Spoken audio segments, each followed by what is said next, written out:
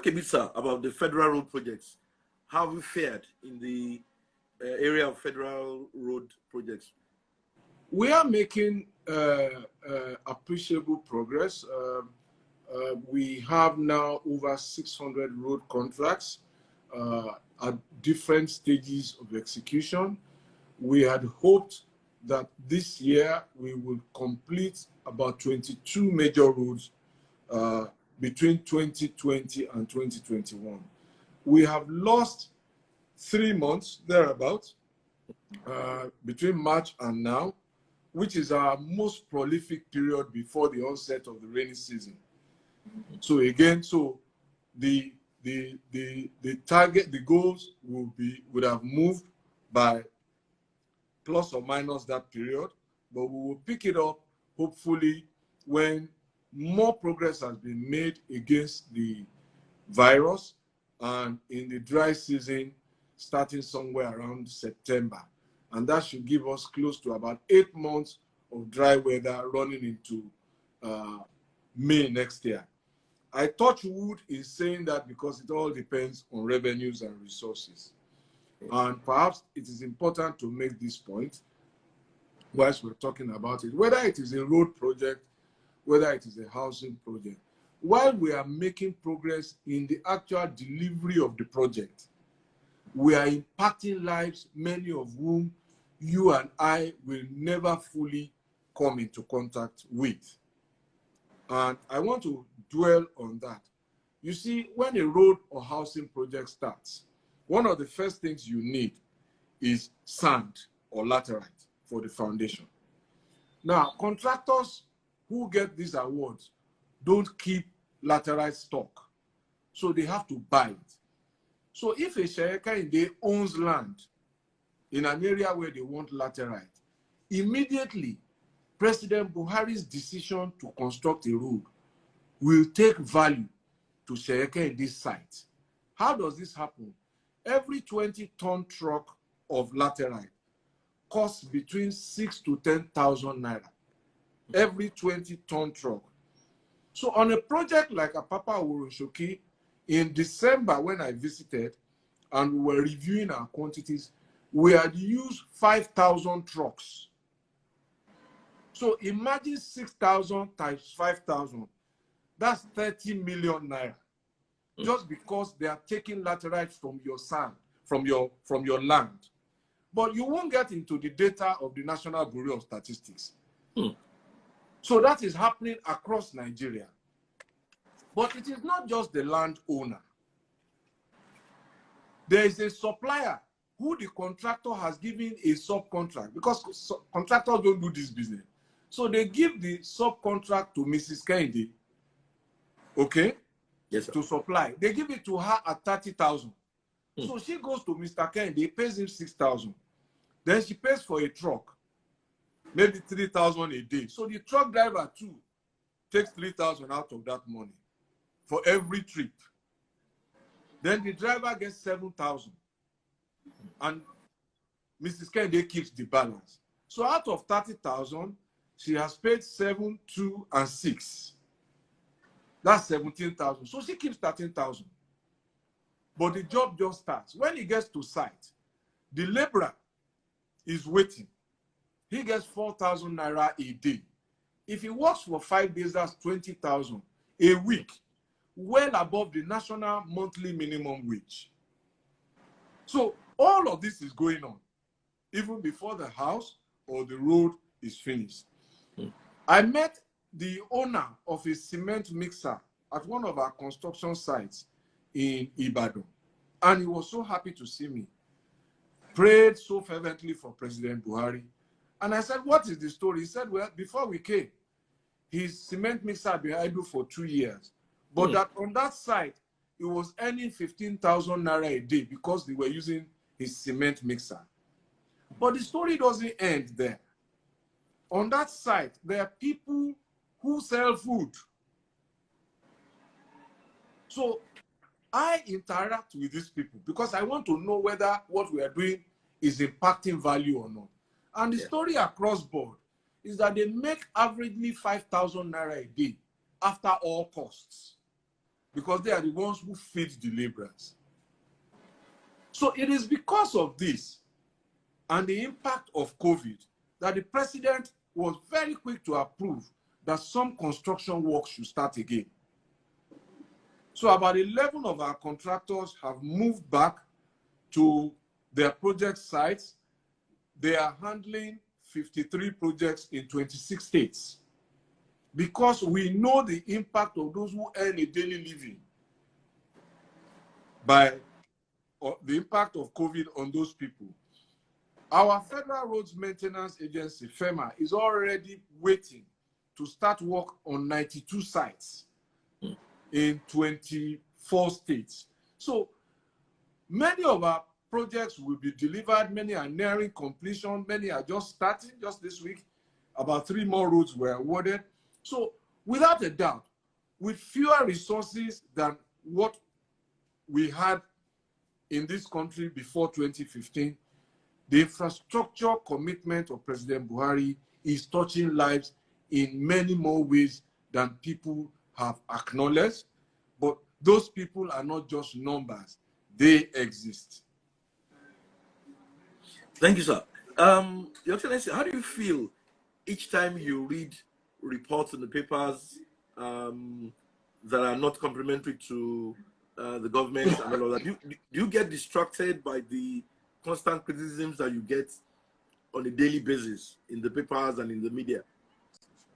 Well, there are many things in that. Criticisms inspire and challenge me because I believe first that the critic who genuinely asks for service has not done anything wrong.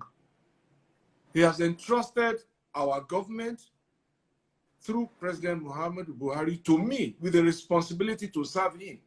So in the same way that I will go to a restaurant and if the quality of food is not good, I'm entitled to complain. So I see critics in that light.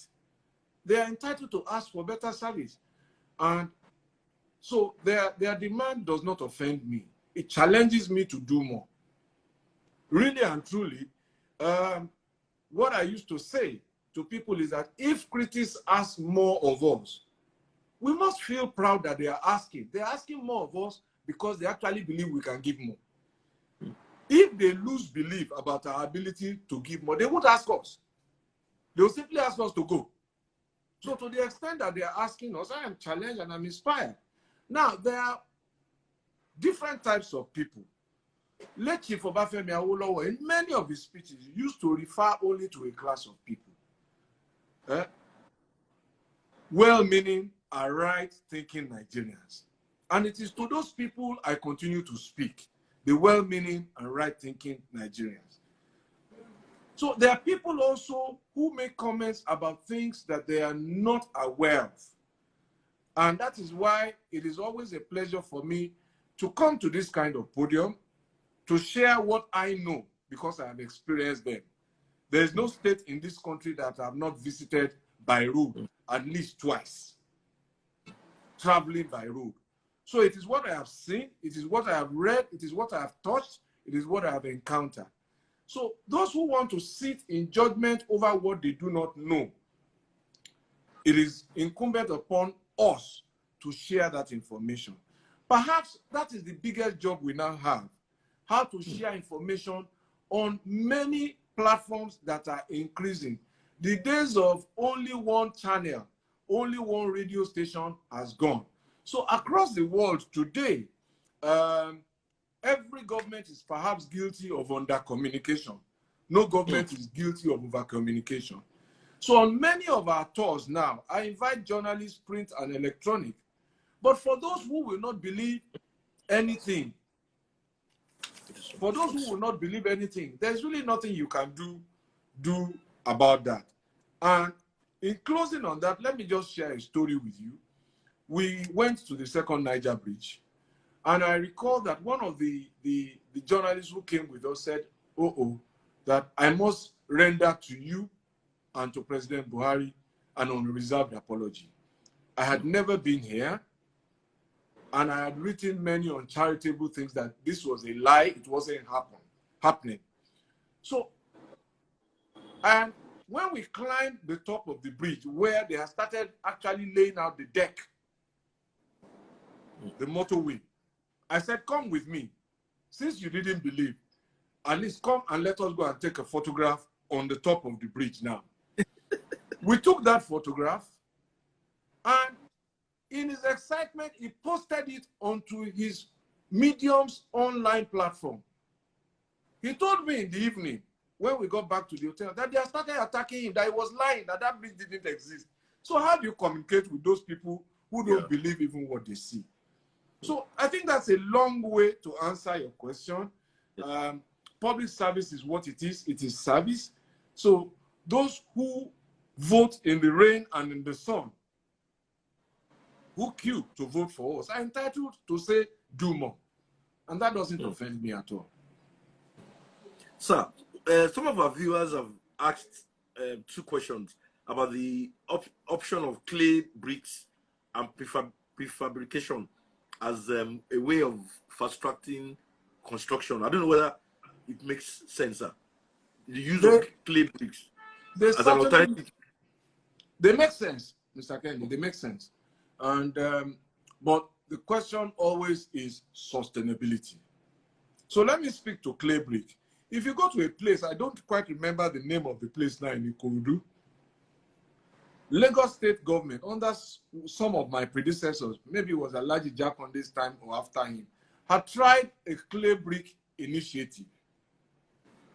But it turned out not quite as successful as it was thought.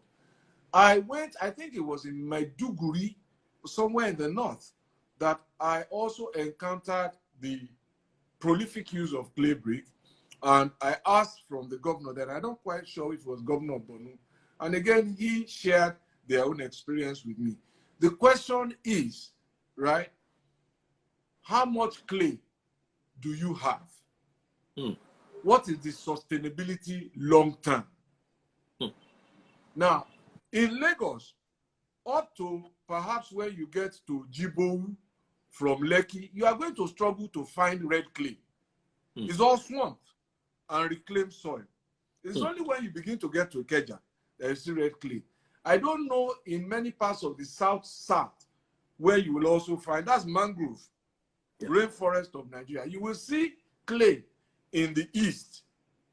But again, the fact that there is clay there or laterite does not mean all of it are useful for building. Because even for road construction, there is a certain type that is prescribed for building, and each one must be tested in the lab. In terms of prefabrication, I agree also that it is useful. The question to ask is, where is the prefabrication material coming from? Is it prefabricated within Nigeria? Or are we importing the prefabrication, in which case, once you now sign a contract that the technology is coming from abroad and it is going to use less labor, you know what you just done? You just unemployed many Nigerians. And you just empowered a foreign company. Now, is that what we want to do? So all of these options are viable. There are options we will leave for individual entrepreneurs to try. But as a government, what we want to do first is to respond to economic realities of people who should be able to wake up and tell their families, good morning, I am going to work. So every method that we deploy is a method that we seek not only to build the house, but to make it as labor intensive now so that it employs more people. Your Excellency, can you please explain more on the National Cooperative Housing Initiative of your ministry? Oh, thank you for asking me that. What we are trying to do again is to increase scale of construction and scope of construction. And without trying to repeat some of what I have said, that what we do in one place at the state, at the federal level, will not tell the whole story. We now want to increase scale. So we think that people will be better off if we allow them with clear policy to take their destinies in their hands. We have seen that people have been successful in cooperatives, either as artisans, doing things together, sharing one equipment. If you go to some mechanic setup, there may be this sophisticated equipment they all need. They pull together and buy it, and everybody uses it. You have cooperatives successful in transport unions, in agric. So we think, why not housing? So why can't we have a journalist cooperative? Why can't we have a nurses cooperatives? Why can't we have a transport cooperative who want to own a house? So we've set up and designed a policy that makes it possible for these people to do that. And this is how it works. We expect you to be registered as a cooperative in your state. After registration, we expect you to then apply to your state government or whatever community is in charge of land to issue land to that cooperative. Then we expect you as cooperative members to then choose the type of house that you want. So those who want 1 bedroom, those who want 2 bedroom, those who want face me, I face you, you choose. Design it, then go to your state authority, planning authority, and get approval that this building is approved. The reason for that is that we don't want any government to come in future and say that this was an unapproved building, it is a slum, they are pulling it down. Once you have that, go and open an account as a cooperative with the National Housing Fund in any mortgage, federal mortgage bank in your state and apply for a loan. We will do 2 things. We will do our best to give you a development loan to build what you have chosen. When you are finished, we will do our best to also give you a mortgage loan to buy your own share and pay in installments. We expect that this will do many things. It will help improve the problem of the house is not affordable, because you now chose what you want. So the question of affordability, we will be striking a blow at it from there. We expect also that it will eliminate some of the costs that are transferred to end users by government using contractors, so that the cooperative can negotiate bulk discounts for their own paint, for their own cement, and so on and so forth. And we expect that if we begin to see many more cooperatives building, all of those people I have talked about from the beginning, the Mr. Kennedy who owns land, the Mrs. Kennedy who is the supplier, the truck driver, the laborer, the artisan, the cement mixer owner, you will see the unleashing of an economic ecosystem. And at the end of all of that, of course, is cottage industries, MSMEs, those who make nail, who make paint, who make roofing materials, and all of those type of people. This is how an economy, in my view, can and should be catalyzed to actualize the president's mandate that we can actually lift 100 million people out of poverty. So that man who owns land, who suddenly begins to get 6,000, 10,000 per truck, is one of those people the president has reached, because he's now getting X amount of money per truck per day. So is the supplier, so is the artisan, so is the value chain. So when people hear, oh, 100 million people out of poverty, it's easy. It is easy, and it is already happening. Every time we build a road, yes, you go back there and go and ask for the value of the land. The value of the land has gone up by between 30 and 40%. We have delivered prosperity to you. Your land is now more valuable. You can borrow more money, or you can sell it for more. We don't have to touch you to do that physically. Every time we issue you a title document, the value of that land goes up. So I've told you we signed almost 4,000 CFOs. And you go and compare the value of an untitled document with one that has a title. We have reached you. We have given value. So there are so many paradigms to getting people onto the ladder of prosperity beyond just employing them directly. Thank you, sir. Do you think the implementation of the recommendations of the report of the Economic Sustainability Committee, of which you're a member, will help address the complaints of the populace about unemployment and general economic challenges? Undoubtedly, before I go into the details of that, I think that one of the things that needs to be understood always is that government is only a very small part of any economy, not the least our own economy. When you look at the GDP of the Nigerian economy and what government directly contributes, it's a very small part. The private sector is what contributes the larger part of the GDP. I've spoken about the MSMEs. They constitute well over 50% of Nigeria's economy in terms of productive capacity and in terms of people they employ.